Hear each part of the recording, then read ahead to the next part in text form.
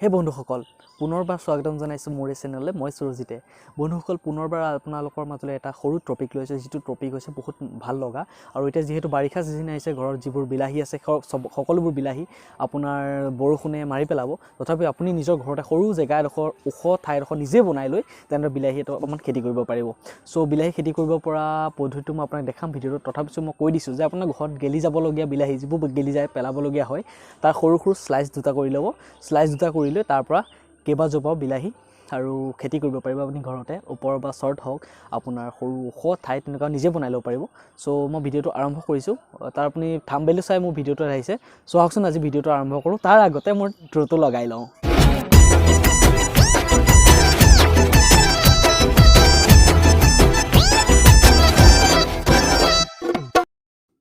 আপোনালোকক প্ৰথমতে লাগিব এটা বিলাহী যিটো মোৰ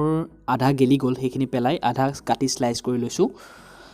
এনেদৰে এপিচ যিটো ভাল স্লাইচটো লৈ ল'ব যাতে পুনৰ পুলি ওলাব তেতিয়া যাতে পুলিখিনি ভাল হয় বিলাহীটো আপুনি ভালদৰে পূৰা চেপি ল'ব যাতে আপোনাৰ তাৰ পৰা গোটেইখিনি গুটি ওলাই আহে তাৰ বাকলিটো আপুনি পেলাই দিব পাৰে আৰু আপোনাক স্লাইচ কৰিও আপুনি ডাইৰেক্ট মাটিত দিব পাৰে কিন্তু মই গুটিটো উলিয়াই লৈছোঁ তাৰ পৰা আপুনি আপোনাৰ নিজৰ সুবিধা মতে আপুনি জেগা এডোখৰ চাই ল'ব য'ত আপোনাৰ ৰ'দ বৰষুণ সমান পৰিমাণে পৰিব আৰু বতাহ আপোনাৰ লাগিব বহুত পৰিমাণে আহক নেক্সট পৰ্যায়লৈ যাওঁ আমি এইদৰে আপুনি এটা বাটিত উলিয়াই ল'ব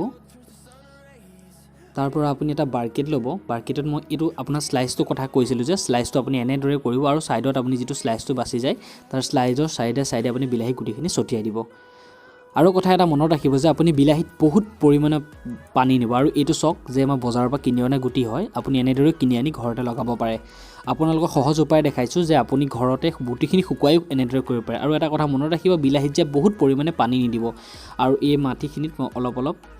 বীজ ছটিয়াই দিছোঁ বিলাহীৰ যিখিনি মই শুকুৱাই ৰাখিছিলোঁ আপুনি বজাৰৰ পৰা কিনি আনিও এনেদৰে লগাব পাৰে তাৰপিছত ওপৰত মই অলপ শুকান মাটি ছটিয়াই দিম ছটিয়াই দিয়াৰ পাছত এইভাবে ছটিয়াই দিছোঁ যে ওপৰৰ যিটো আপোনাৰ খেমেকা বতাহটো যাতে ওপৰৰ মাটিখিনিয়ে পায় আৰু প্ৰথমবাৰৰ বাবে অলপ সৰহকৈ পানী দিব এনেদৰে পানী অলপ দিলে বা সৰহকৈ প্ৰথমবাৰৰ বাবে ইমানো সৰহকৈ দিব যে বাল্টিৰ পৰা বা যিটো বৰ্তনত ৰাখিছে সেইটোৰ পৰা বাগৰি যোৱাতকৈ সো নেক্সট এটা কথা মনত ৰাখিব মাটি আৰু বালি দুইটা সমান পৰিমাণে ইয়াৰ ভিডিঅ' ক্লিপ এটা মই দেখাইছোঁ চাওক মাটি আৰু বালি সমান পৰিমাণে লগাব আৰু এটা কাম কৰিব ঘৰত যদি আপুনি মানে বহুত বালিয়া নহয় একচুৱেলি শুকাই থকা মাটি আছে সেইটো ব্যৱহাৰ সোনকালে কৰিব আৰু কম পৰিমাণে ঘৰত থকা বা যি নহওক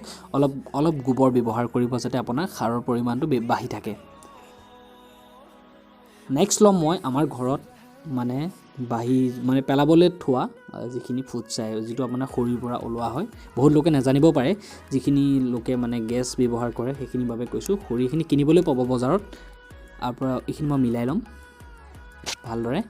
কিন্তু কম পৰিমাণ ইমান নিদিওঁ 100 ভাগৰ 10% মই আপোনাৰ 10 নহয় 5% দিম ফুটছাই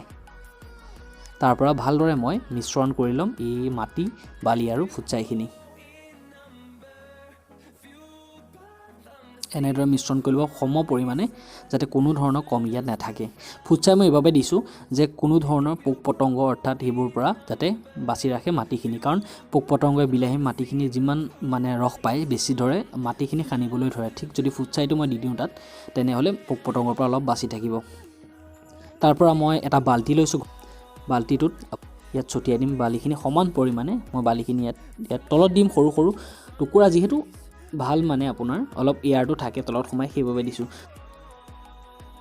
এতিয়া মাটিখিনি ওপৰত ভালদৰে দিব অলপ ইমান হেঁচি নিদিব তাৰ ওপৰত গুটিখিনি ভালদৰে সিঁচি দিব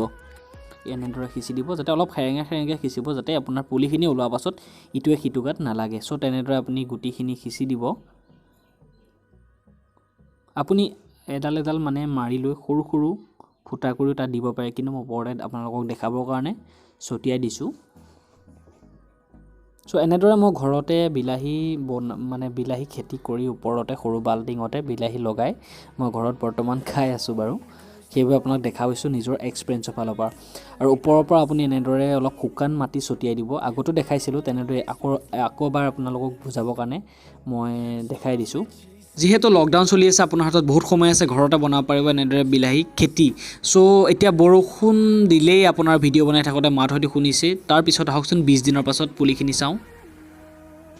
সঁচাই আচৰিত হৈছোঁ 20 দিনৰ পাছত ইমান ভালদৰে কেইটামান পুলি ওলোৱা দেখা পাইছোঁ আৰু মনটো ভাল লাগিব আপোনাৰো যেতিয়া আপোনাৰ এনেদৰে পুলি দেখা পাব চাওকচোন আকৌ আহক 20 দিনৰ পাছত এতিয়া চাওক 20 দিনৰ পাছত আপোনাৰ মাজে মাজে ভিডিঅ'টো ক্লিপ কৰি লগাই দিছোঁ মই চাওক এতিয়া বিলাহী পুলিকেইটা সম্পূৰ্ণৰূপে এডাল্ট হৈছে সিহঁতে ফ্ৰুটছ দিব মানে বিলাহী দিবৰ কাৰণে সম্পূৰ্ণভাৱে ৰেডি হৈছে আৰু আপোনাৰ এনেদৰে আপুনি কৰিব পাৰে বিলাহী খেতি চাওক কিমান ধুনীয়া হৈছে আহকচোন পাছৰখিনিলৈ যাওঁ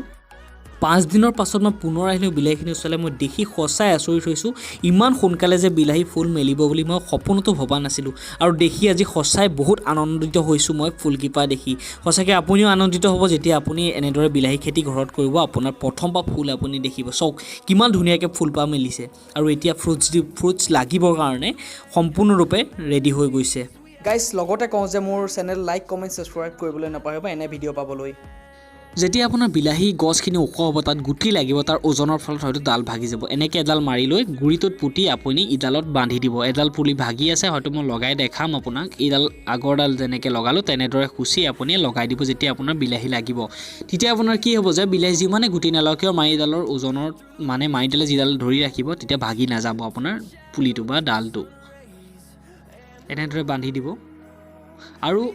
এটা কথা সদায় মনত ৰাখিব যেতিয়া আপোনাৰ বিলাহীখিনি ডাঙৰ হ'ব তেতিয়া তাত এটা পানী স্প্ৰে কৰিবলৈ নাপাহৰিব হয়তো আপুনি আপোনাৰ নাৰ্চাৰীত গৈ ভালদৰে সুধি মেলি আহি আপুনি স্প্ৰে কাৰণে পানী তৈয়াৰ কৰিবলৈ মই নৰ্মেল পানী ব্যৱহাৰ কৰিছোঁ তাত স্প্ৰে কৰিবৰ কাৰণে এনেদৰে লৈ এটা স্প্ৰে কৰিবলৈ এনে বাচন কিনিবলৈ পাব আপুনি চ' এনেধৰণে আপুনি বিলাহীখিনি পাতত আৰু স্প্ৰে কৰিব যাতে আপোনাৰ তাত ফ্ৰেছ হৈ থাকে পাতখিনি আৰু গুটিখিনি তাত কোনো ধৰণৰ ফল মূল মানে আপোনাৰ বিলাহীত কোনো ধৰণৰ পোক লাগিব নিদিয়াকৈ ৰাখে নাৰ্চাৰীত গৈ পোকে নোখোৱা দৰৱ পানী আপুনি বিলাহীত আৰু পাতত স্প্ৰে কৰিব পাৰে আৰু চাওক মোৰ ইমান ধুনীয়াকৈ বিলাহীকেইটা পকি গৈছে 3 দিনৰ পাছত মই এই বিলাহীখিনি কাটি দেখাইছোঁ কিমান ধুনীয়া পকা ঘৰতে